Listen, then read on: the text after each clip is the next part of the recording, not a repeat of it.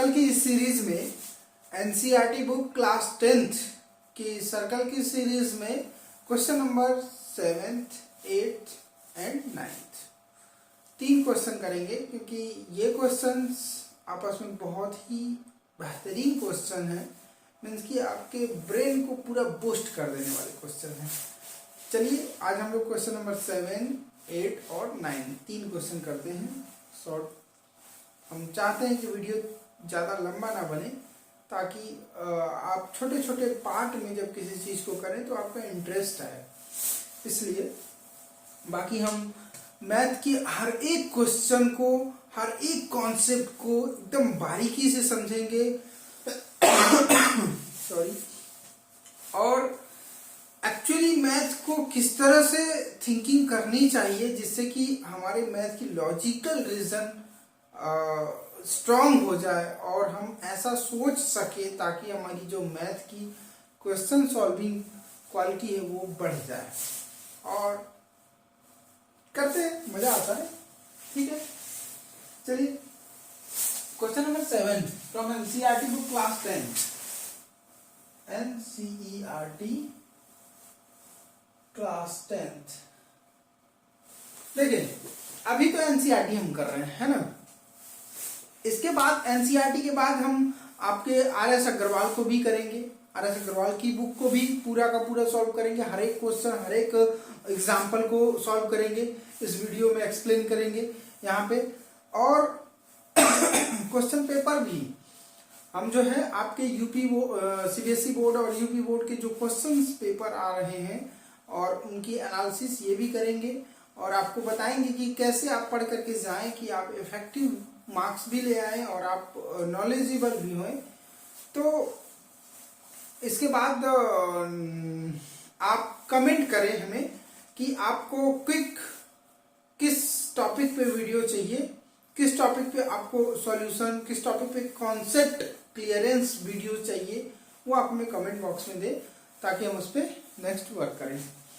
अभी हम question number 7, 2 concentric circle are the radii 5 cm, 3 cm.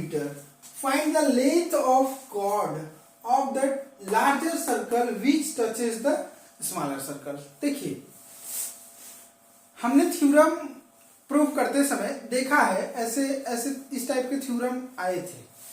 तो उसमें क्या था, कॉन्सेंट्रिक सर्कल मतलब 2 सर्कल होंगे, एक के अंदर एक, ये हो गया कंसेंट्रिक सर्कल, ठीक है।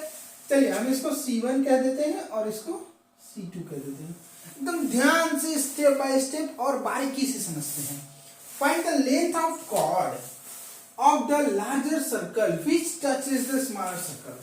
देखिए एक स्मॉलर सर्कल है, स्मॉलर सर्कल को टच करता हुआ एक कॉर्ड बना लीजिए, ठीक है।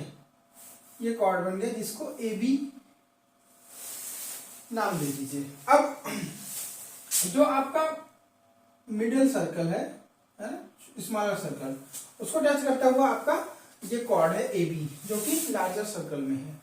अब आप यहां ये बना लीजिए radii, the concentric circle are radii 5 centimetre, 3 centimetre. यहां आपको समझना ये है कि देखिए 5 सेंटीमीटर ऑब्वियस सी बात है, जो बड़ी सर्कल होगी उसका रेडियस 5 सेंटीमीटर होगा।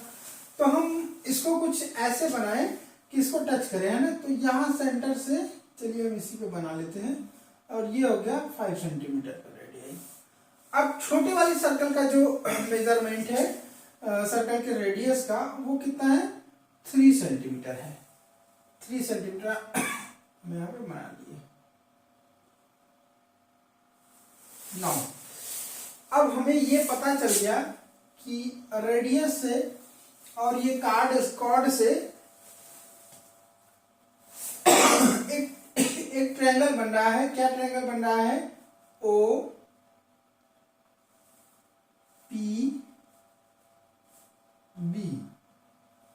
जिसमें कि इसकी लेंथ 5 है और इसकी 3 है। हमने पढ़ा है कि कॉर्ड पे कोई रेडियस, कॉर्ड एक टेंजेंट भी है, यहाँ पे ध्यान दीजिएगा, ये जो कॉर्ड है वो टेंजेंट भी है क्योंकि टच कर रहा है स्मॉलर सर्कल को, स्मॉलर सर्कल को टच कर रहा है, इसलिए टेंजेंट भी है। तो टेंजेंट पे पॉइंट ऑफ कांटेक्ट पे जो सर्कल के सेंटर से मीन्स की रेडियस जो आती है वो क्या होती है, परपेंडिकुलर होती है। परपेंडिकुलर होती है इट मीन्स कि ये 90 डिग्री। अब हमें एक सर्कल में ये दिख गया कि एक राइट एंगल ट्रायंगल है जिसके दो साइड्स हमें पता है, एक साइड हमें पता करना है। ठीक है, क्वेश्चन में आपको क्या पता करना है, AB की लेंथ क्या होगी। तो हम देख रहे हैं कि AB जो डिवाइडेड है वो AP और PB में इक्वल डिवाइडेड है ना, क्योंकि इस कॉर्ड पे सेंटर से आने वाला इसको इक्वल डिवाइड करता है, ये हमने पढ़ लिया है थ्योरम में। कॉर्ड पे जो परपेंडिकुलर होगा इस छोटे सर्कल का सेंटर से, वो इसको इक्वल, या किसी भी सर्कल में कॉर्ड पे सेंटर से आने वाली लाइन इसको परपेंडिकुलर डिवाइड करती है। ठीक है, इसको हमने प्रूव कर लिया है पिछले थ्योरम से, पिछले जो कॉन्सेप्ट थे उसमें ऐसे प्रूव किया हमने इसको कि भाई दो क्या कर दिए हमने, दो इस तरह से रेडियस बनाए। अब ये कॉर्ड है, दो रेडियस बनाए। अब यहाँ पे इस कॉर्ड पे ये और ये इक्वल है, तो ये और ये एंगल भी इक्वल होगा, तो इस तरह से, और ये कॉमन हो गया, तो हमने दोनों ट्रायंगल को कॉन्ग्रुएंसी प्रूव करके हमने कह दिया था कि जब ये कॉन्ग्रुएंस है तो ये साइड इक्वल होगा, है ना, ये कर दिया था। अभी हमें यहाँ पे मेजरमेंट बताना है, AP और BP का मेजरमेंट पता चल जाए तो हम लिख सकते हैं AB is equal to AP plus PB, है ना, या AB is equal to 2PB, ऐसा लिख सकते हैं ना। ठीक है, अगर हमें ये लेंथ पता चल जाए PB तो बहुत आसानी से कॉर्ड AB की लेंथ पता हो जाएगी। कर सकते हैं कैसे, पाइथागोरस थ्योरम से, फ्रॉम पाइथागोरस थ्योरम PT। क्या है, हाइपोटेनियस का स्क्वायर, परपेंडिकुलर का स्क्वायर प्लस बेस का स्क्वायर, यही होता है ना। इसमें कौन है परपेंडिकुलर, ये हो गया आपका हाइपोटेनियस, जो 90 के सामने की होती है हाइपोटेनियस होता है, और जो बगल वाली हो गई ये आपका परपेंडिकुलर होगा, और ये आपका बेस हो गया।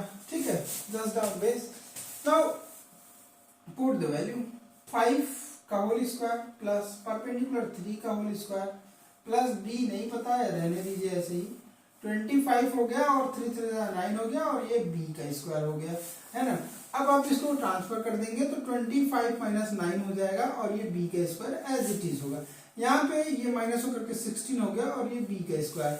अब ये अंडर रूट 16 हो जाता है, और B को आप इधर, मतलब स्क्वायर ट्रांसफर होता है, इस साइड आता है तो रूट में बन गया। अब B इज इक्वल टू कितना आ गया, 4 आ गया। आता है प्लस माइनस 4, पर हम डिस्टेंस और लेंथ को हमेशा पॉजिटिव लेते हैं, इसलिए B इज इक्वल टू कितना हुआ, 4 हुआ।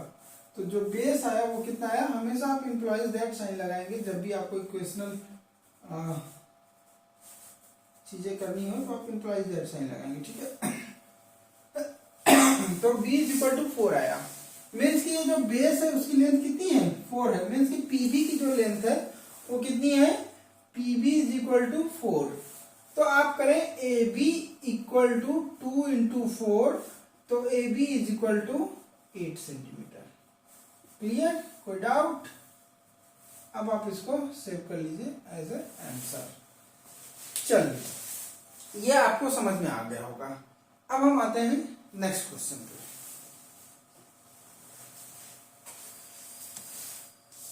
नेक्स्ट क्वेश्चन बहुत ही इंटरेस्टिंग, लॉजिकल, कॉन्सेप्चुअल, देखते ही आप इसको कर सकते हैं। देखिए, आप जब मैथ कर रहे होते हैं तो आपका माइंड क्या करता है, बहुत तेजी से चल रहा होता है, मीन्स कि in your mind there is a growth of neurons, है ना, न्यूरोनल ग्रोथ हो रहा होता है उस टाइम पे। तो जितनी ज्यादा आप अपने माइंड को मैथमेटिक्स में लगाएंगे उतना ही ग्रोथ होगा। क्वेश्चन नंबर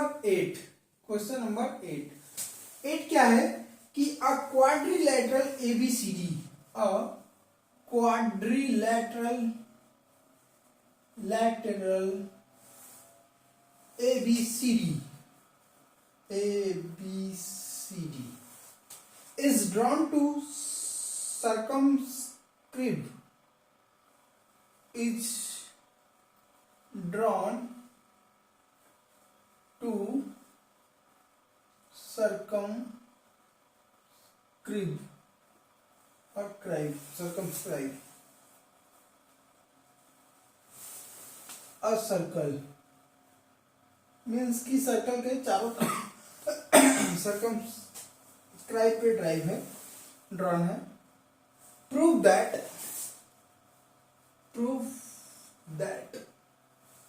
प्रूफ करिए कि जो ए बी है वो C D, sum of A B plus C D equal होंगे A D plus B C के, है ना, एडी प्लस बीसी के। चलिए एक फिगर बना लेते हैं जैसा कि आपका क्वेश्चन में दिया हुआ है, ठीक है, फिगर बना लेते हैं।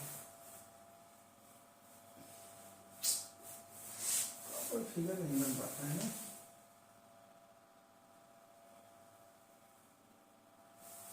कुछ हो रहा होगा, चलो मान लेते हैं फिगर। अब एक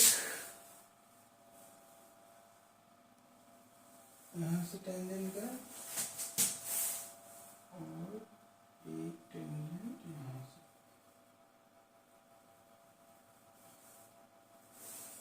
ठीक है।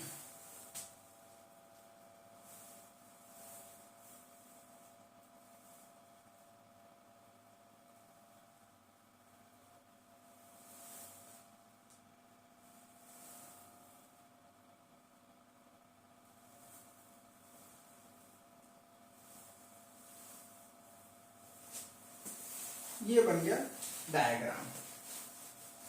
चलिए हम इसे ए बी सी डी नाम दे देते हैं। ये ए हो गया, ये बी हो गया, और ये सी हो गया, और ये डी हो गया। जो कॉन्टेक्ट ऑफ पॉइंट है वो पी क्यू आर एस है ना, कॉन्टेक्ट ऑफ पॉइंट है वो क्या है, पी क्यू आर एस, ठीक है।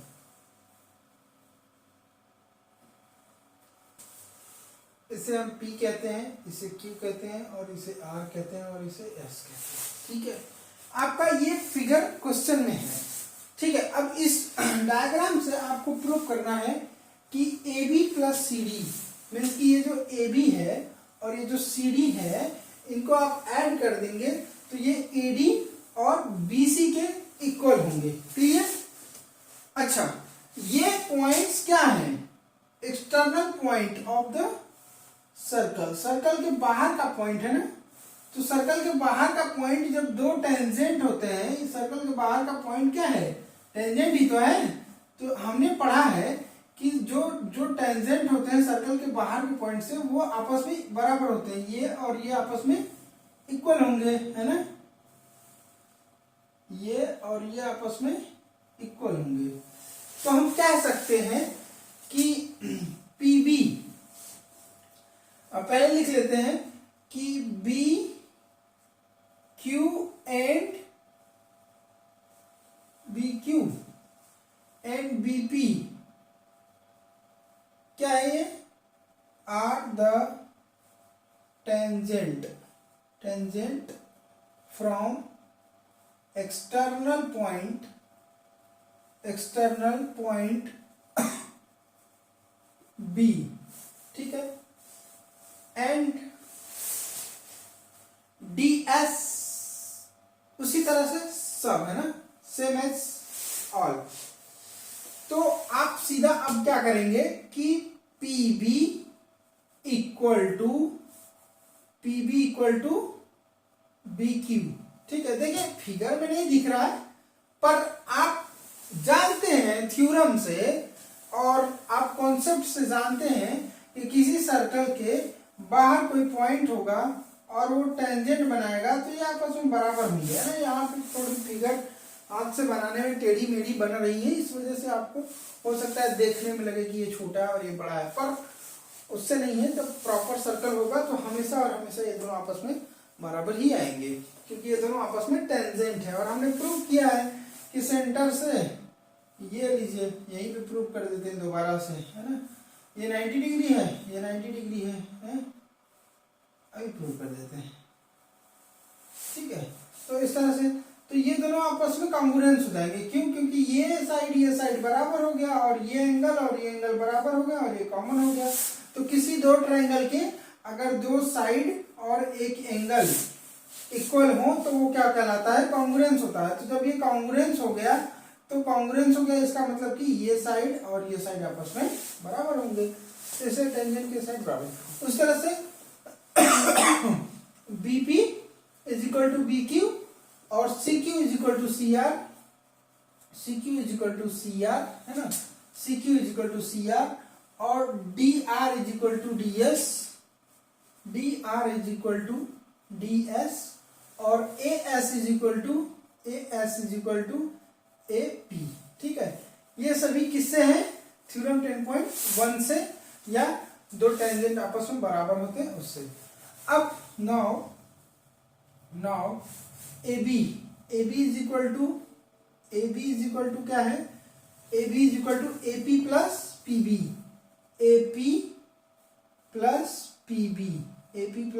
PB, ठीक है। Now CD is equal to क्या है? CD is equal to BQ, CD is equal to CR plus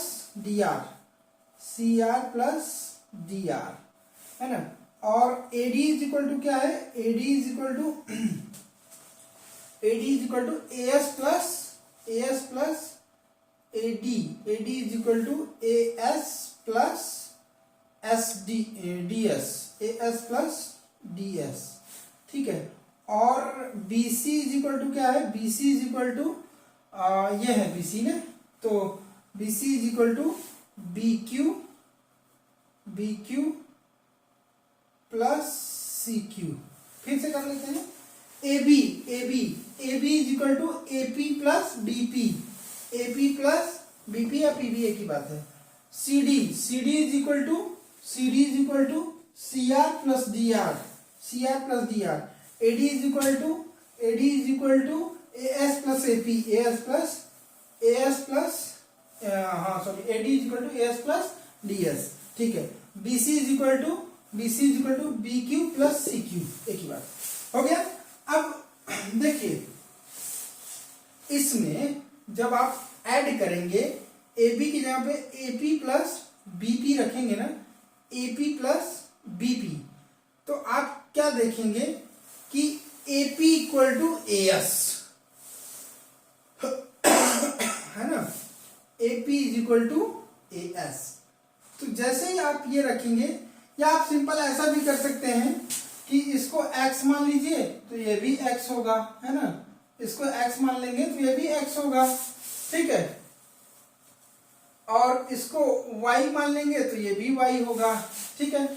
इसको z मान लेंगे तो ये भी z होगा। इसको आप m मान लेंगे तो ये भी m होगा, है ना, ये भी m होगा। तो हम कह रहे हैं कि जब आप ये दोनों कर रहे हैं, मतलब कि AP क्या है? m है। PB क्या है? PB y है। तो m plus y, actually AB is equal to क्या हो रहा है? m प्लस y हो रहा है ना। AB is equal to m plus y हो रहा है। CD इज इक्वल टू क्या हो रहा है? CD इज इक्वल टू क्या हो रहा है? Z plus x। तो CD is equal to Z plus x, है ना। यहां बीच में और कर लीजिए, और AD is equal to m plus x। इससे थोड़ा आसानी हो जाएगा, इसमें आपका हौज पौज टाइप का हो जाएगा, इसलिए मैंने यहाँ पे वैल्यू रख दिया। और BC is equal to y plus z।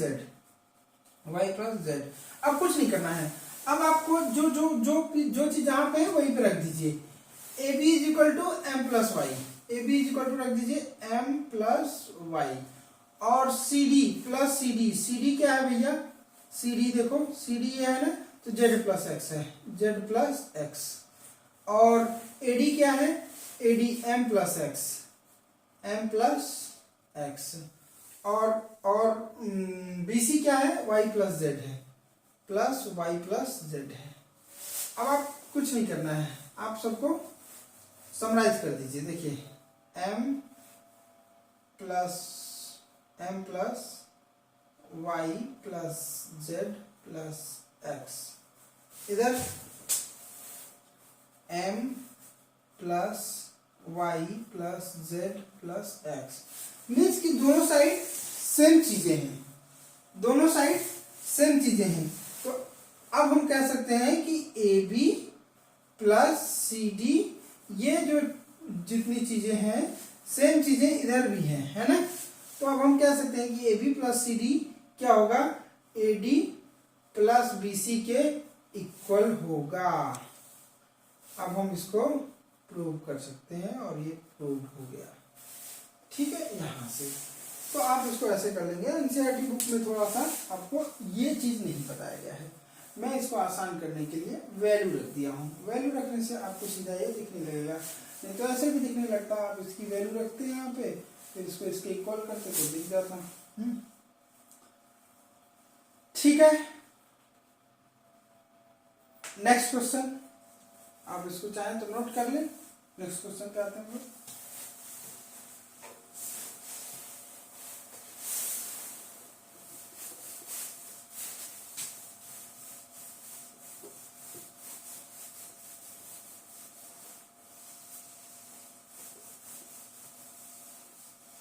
Question number 9। तो टोटल हमें 3 क्वेश्चन ही आज करने थे, तो इसलिए ये लास्ट क्वेश्चन है इस वीडियो का, question number 9। Okay, question number 9 में क्या दिया गया है कि फिगर है ना, in figure 10.13 xy and x dash y dash are two parallel tangent, xy and x dash y dash are two parallel tangent, marker भी जवाब दे रहा है, to a circle with center O, to a circle with center O,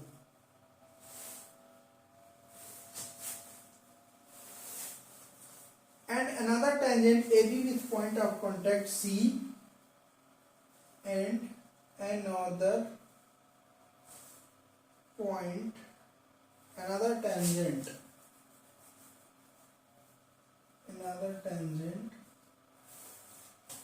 AB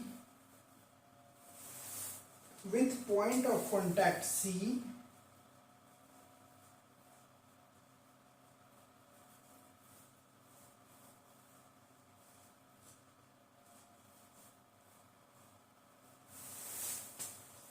intersecting XY at A,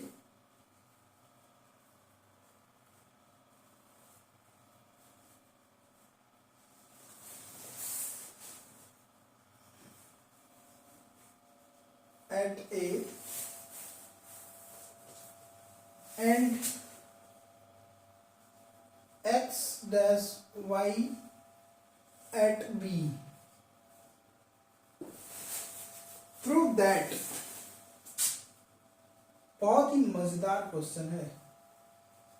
prove that angle AOB equal to 90 degree.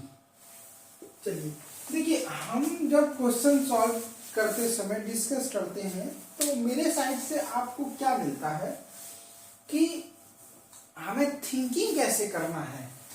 Actually मेरा main जो उद्देश्य है वो यही है कि प्रूव दैट जैसे क्वेश्चन को हम कैसे सॉल्व करें तो किस तरह से सोचे, कैसी हमारी थिंकिंग हो टू सॉल्व दैट क्वेश्चन, उस क्वेश्चन को सॉल्व करने में हमारी थिंकिंग कैसी हो। तो पहले तो चलिए डायग्राम बना लेते हैं। डायग्राम कैसे दिया हुआ है कि एक सर्कल है ना, ये लीजिए क्या बन गया, गुल्ला भी ठीक से नहीं बन पाता है। चलिए किस बनाते हैं, अभी थोड़ा ठीक होगा। चलिए काम चला लेते हैं इसी से। ये हो गया दो पैरेलल, ठीक है, दो पैरेलल टेंजेंट। ये यहां से यहां तक आप इसकी डायमीटर बना लीजिए, ठीक है। ये हो गए दो पैरेलल टेंजेंट, पी क्यू, ये है आपका एक्स डैश, ये है आपका वाई डैश, और ये भी आपका वाई हो गया, और ये आपका X Y tangent, X Y, X dash Y dash tangent. और एक स्लैंट लाइन है जो कि एक और टेंजेंट है, ये टेंजेंट है ना, तो टेंजेंट बनी नहीं। चलिए टेंजेंट बनाते हैं इसको ढंग से, बन के ले रहे हैं।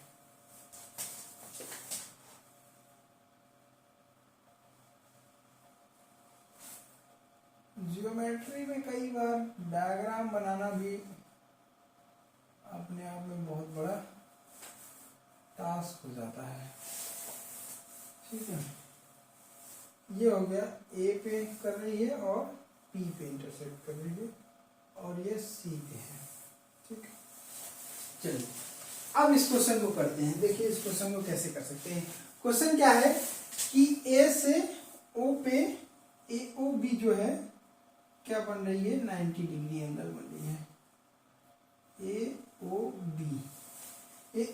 बी जो है, ए ओ बी 90 डिग्री हो, यह हमें प्रूव करना है, ए ओ बी 90 डिग्री हो। तो कैसे करेंगे, पहले हम डायग्राम से ही करने की कोशिश करते हैं। तो डायग्राम से हो जाएगा तो आप यहाँ पे लिख सकते हैं।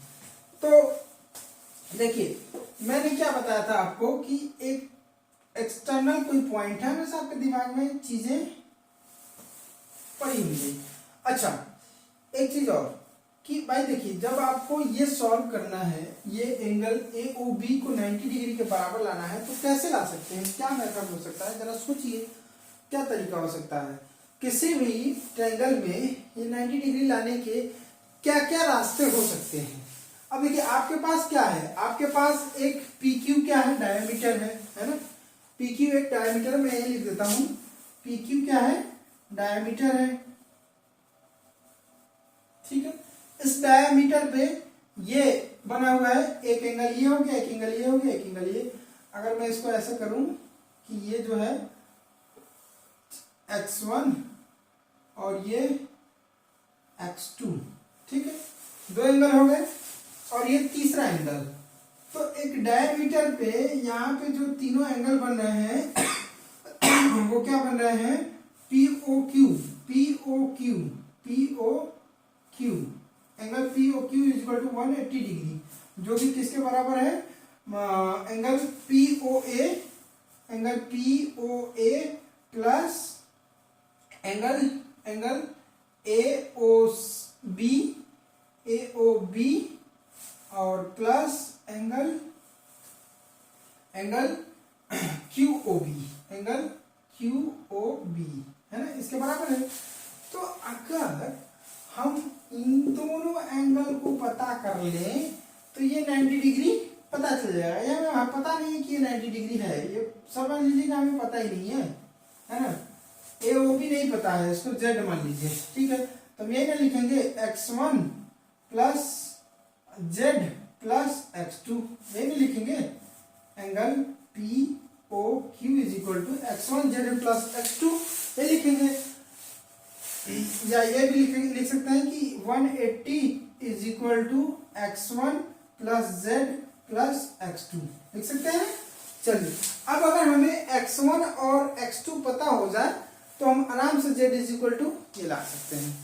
यही पता करने के लिए एक तो हमारे पास एक तरीका ये हो गया है ना, अब ये x1 x2 कैसे कैसे पता चलेगा, ये आपके दिमाग में कैसे आएगा? इसको लाने के लिए आप अब इसको देखेंगे, अब आप किसको देखेंगे, इस डायग्राम को देखेंगे। तो इस डायग्राम में कैसे आप देख पाएंगे, आप देखेंगे कि ये क्या है, टेंजेंट है, वाई पी एक्स क्या है, टेंजेंट ही तो है, और ये भी टेंजेंट है, वाई सी बी ये भी टेंजेंट है। तो आपने पढ़ा है कि किसी सर्कल में मैं अलग अलग डायग्राम बना के दिखा रहा हूं ना, किसी सर्कल में ये और ये दो टेंजेंट हो गए और ये एक सेंटर है, तो इस पे ये और ये इक्वल हो जाएगा। मीन्स कि क्या होगा, ओपी अलग अलग डायग्राम बना के समझा रहे हैं आपको, OP is equal to OC, radius है क्योंकि, है ना। अब ये और ये बराबर है, मीन्स की P Y equal to C Y, है ना, ये दोनों आपस में बराबर है, ये भी आपस में बराबर है।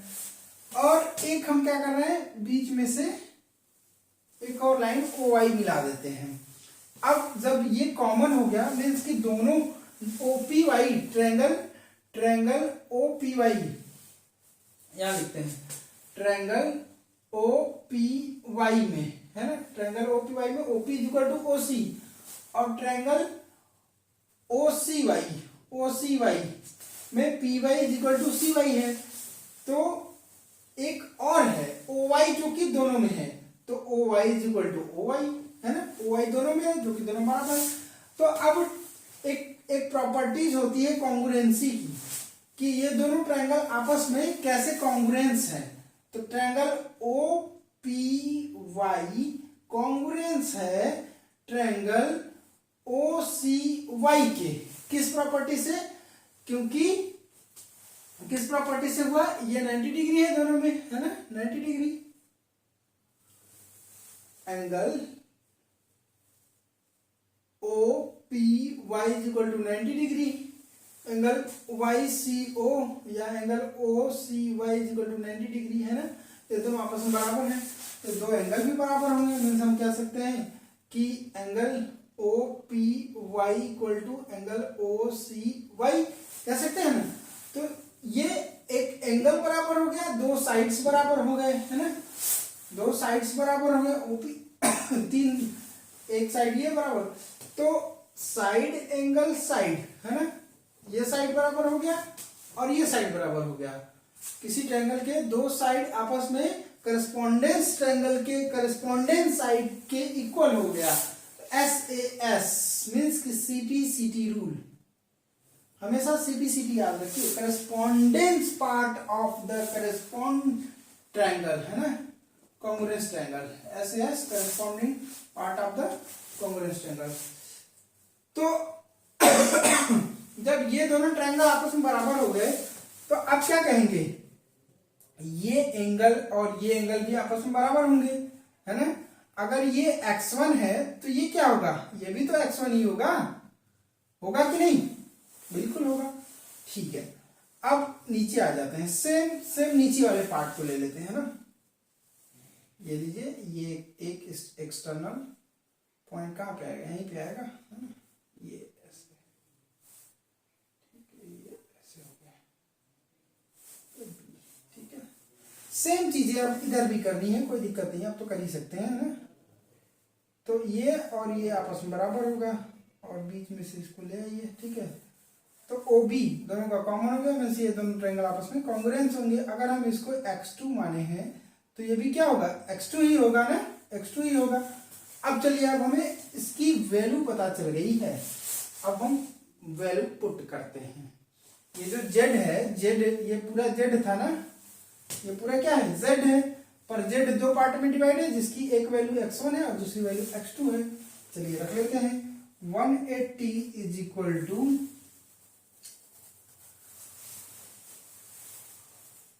180 is equal to x1 plus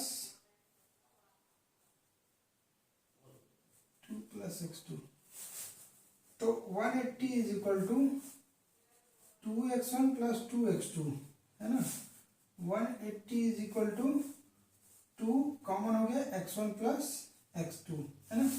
तो ये क्या हो जाएगा, ये मैं इधर कर देता हूं, ये हो जाएगा x1 plus x2 is equal to 90 degree, क्योंकि 180/2 हो जाएगा ना, 180/2। अच्छा, x1 प्लस x2 z के बराबर है। अब देख ही रहे x1 प्लस x2 z के बराबर है, क्योंकि z इज इक्वल टू क्या है, x1 प्लस x2, और x1 प्लस x2 कितना है, 90 degree. Hence angle O, hence angle AOB, angle AOB, ये A है ना, Y नहीं, इसको A कहते हैं, ठीक है। Angle AOB is equal to 90 degree, proved. ठीक है, क्वेश्चन आप इसको एक दो बार और रिवाइज करके वीडियो देखेंगे, आपको क्लियर हो जाएगा। बहुत ही आसान है, सिंपल। आपको क्या करना है, दिमाग में ये रखना है कि आपके पास क्या अवेलेबल है। ठीक, बहुत आसान है। आपको एक सीधी लाइन दिख रही है, सीधी लाइन पे एक पॉइंट है O, जिस पे एंगल कितना बनेगा, 180 डिग्री बनेगा। तो POQ is equal to 180 degree. पर ये किसके बराबर, क्योंकि ये 3 एंगल्स में डिवाइड है, x1, x2 और z। तो x1, x2 और z। अब अगर हमें z की वैल्यू पता चल जाए तो हम इसको बहुत आसानी से निकाल सकते हैं। तो z की वैल्यू कैसे निकलेगा, x1 और x2 पता चल जाए, है ना। तो जब हम कॉन्ग्रुएंसी प्रूव करते हैं, कॉन्ग्रुएंसी हमें तुरंत दिखाई देगा, क्योंकि जब ये a एक्सटर्नल पॉइंट हो जाएगा जो कि दो टेंजेंट बनाएगा AP और AC। तो जब दो टेंजेंट हो जाएंगे तो सेंटर से जो रेडियस होगा, है ना, जो रेडियस होगा इस तरह से, वो बीच में एक और लाइन आएगी OA, जो कि दो ट्रायंगल्स बनाएंगे। वो दोनों ट्रायंगल आपस में कॉन्ग्रुएंस होंगे। कॉन्ग्रुएंसी को कैसे आप प्रूव करेंगे, आप दिखा देंगे कि ये दोनों साइड आपस में बराबर हो रहे हैं, क्योंकि टेंजेंट है एक्सटर्नल पॉइंट से, और ये दोनों PO और OC आपस में बराबर होंगे, क्योंकि ये दोनों आपस में रेडियस है ना। दो साइड आपने बराबर कर लिया, अब एंगल बराबर करने की बात आई। तो OPY 90 डिग्री एंगल होगा, OCY 90 डिग्री एंगल होगा, तो आपस में बराबर होगा। तो साइड एंगल और साइड से कॉन्ग्रुएंस ट्रायंगल प्रूव कर दिया आपने। जब आपने कॉन्ग्रुएंस ट्रायंगल प्रूव कर दिया तो इसमें क्या होगा कि ये जो एंगल होगा इस एंगल के बराबर होगा। मीन्स कि अगर ये x1 है तो ये भी क्या होगा, x1 होगा। उसी तरह से नीचे वाले ट्रायंगल में, दोनों ट्रायंगल में जब कॉन्ग्रुएंसी आप प्रूव कर देंगे इसको और इसको, तो ये अगर x2 होगा तो ये भी कितना होगा, x2 ही होगा। अब कुछ नहीं करना है, सबको जोड़ दीजिए। तो 2x1 और 2x2 आता है, 2x1 और 2x2, 2 कॉमन ले लीजिए, x1 plus x2, x1 plus x2 is equal to 90 degree आएगा। 2 इधर आकर के 180 को डिवाइड कर देगा, इसलिए 190 हो गया। अब x1 प्लस x2 किसकी वैल्यू है, z की वैल्यू है ना। z is equal to x1 plus x2, और z क्या है, AOB है, AOB है। तो AOB इज इक्वल टू, अगर z है लिखिए AOB इक्वल टू z, है ना। और z is equal to x1 plus x2, जिसकी वैल्यू यहां से क्या आ गई, 90 आ गई। अब 90 आ गई तो AOB is equal to 9, answer is proved. चलिए फिर नेक्स्ट क्वेश्चन नेक्स्ट वीडियो में देखेंगे। अगर आपको कोई इंपॉर्टेंट टॉपिक पे डिस्कस करना है आप कमेंट कर सकते हैं। बाकी मिलते हैं नेक्स्ट वीडियो में। Thank you.